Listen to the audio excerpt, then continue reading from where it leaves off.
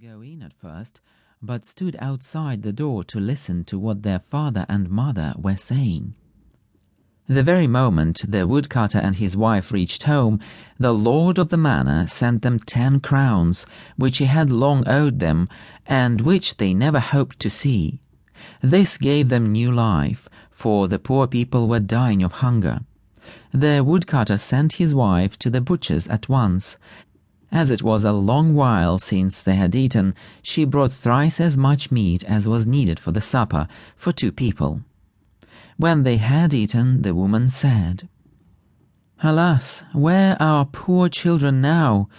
They would make a good feast of what we've left here. It was you, William, who wished to lose them. I told you we should repent of it.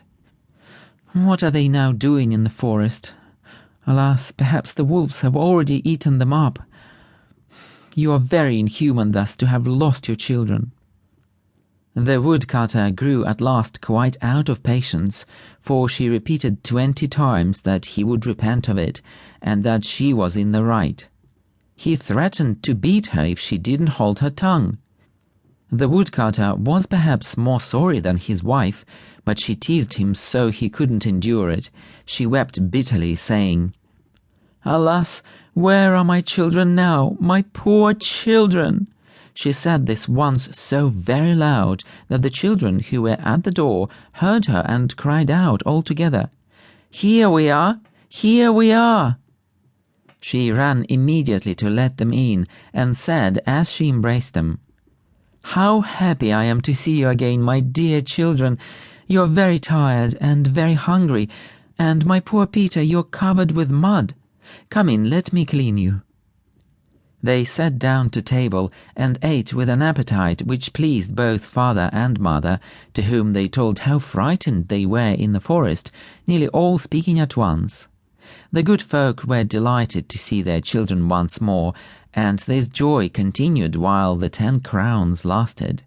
But when the money was all spent, they fell again into their former uneasiness, and resolved to lose their children again. And that they might be surer of doing it, they determined to take them much further than before. They couldn't talk of this so secretly, but they were overheard by Little Thumb, who laid his plans to get out of the difficulty as he had done before. But though he got up very early to go and pick up some little pebbles, he could not, for he found the house door double locked. He didn't know what to do. Their father had given each of them a piece of bread for their breakfast. He reflected that he might make use of the bread instead of the pebbles by throwing crumbs all along the way they should pass, and so he stuffed it in his pocket.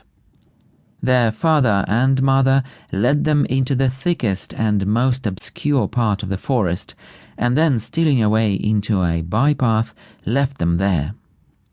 Little Thumb wasn't very much worried about it, for he thought he could easily find the way again by means of his bread, which he had scattered all along as he came.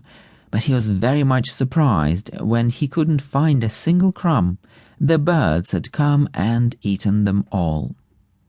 They were now in great trouble, for the more they wandered, the deeper they went into the forest. Night now fell, and there arose a high wind, which filled them with fear. They fancied they heard on every side the howling of wolves coming to devour them. They scarce dared to speak or turn their heads. Then it rained very hard, which wetted them to the skin. Their feet slipped at every step, and they fell into the mud, covering their hands with it, so that they knew not what to do with them.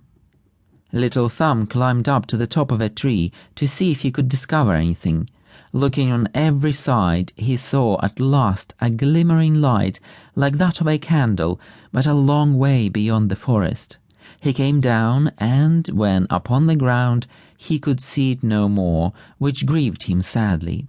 However, having walked for some time with his brothers toward that side on which he had seen the light, he discovered it again as he came out of the wood.